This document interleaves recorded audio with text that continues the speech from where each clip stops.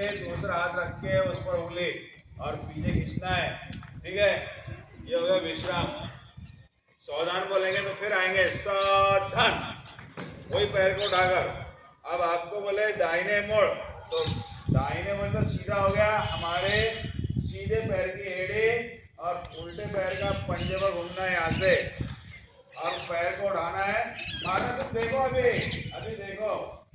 और अगर बाएं मुड़ बोले तो बाएं के लिए उल्टे पैर की एड़ी, सीधे पैर का पंजा पलटना है, इसको उठा के अब की बार पीछे लाना है। लेकिन अपने को सीधे को नहीं पलटाना, सीधे पैर को नहीं उठाना है।